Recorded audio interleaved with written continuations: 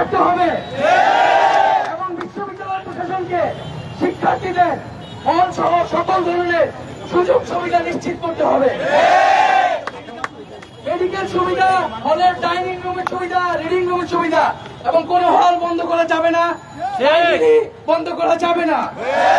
আমরা শিক্ষার্থীদের দাবির সাথে একাত্মতা প্রকাশ করি, কিন্তু আমাদের যে সুযোগ সুবিধাগুলো রয়েছে লাইব্রেরি, হল, মেডিকেল, সেগুলো যাতে বন্ধ না হয়, এটাই আমাদের আহ্বান থাকবে।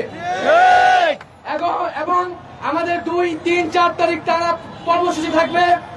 আগামী 2 জুলাই আগামীকাল আমাদের দুপুর 2:30টায় কেন্দ্রীয় লাইব্রেরি থেকে আমাদের গণপদযাত্রা শুরু হবে।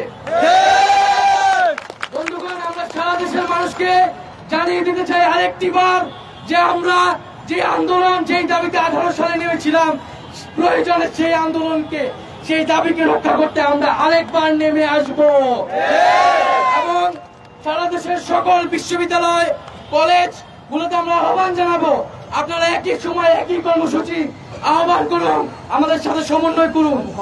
এবং আগামী 3 এবং 4 জুলাই আমাদের সাথে কথা হয়েছে যে জগন্নাথ বিশ্ববিদ্যালয়, 7 কলেজের প্রতিষ্ঠান সমূহ এবং ঢাকার যে অন্যান্য জাতীয় বিশ্ববিদ্যালয়ের প্রতিষ্ঠান সমূহ, আমরা আগামী 3 এবং 4 জুলাই একত্রে এইটা রাজুভাত করছে, সবাই একত্রে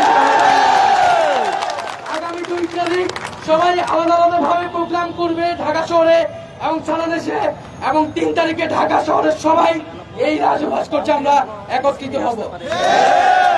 বন্ধুগণ, এখন আমরা আমাদের মিছিলটি নিয়ে আমরা প্রক্টর অফিসের সামনে যাব এবং প্রক্টর স্যারের কাছে আমরা আহ্বান করব যে আমাদের যে বিশ্ববিদ্যালয়ের শিক্ষার্থীদের সুযোগ সুবিধা, লাইব্রেরি, মেডিকেল, সেটা যাতে বন্ধ না করা হয়, সেই বিষয়ে আমরা তার সাথে কথা বলতে যাব।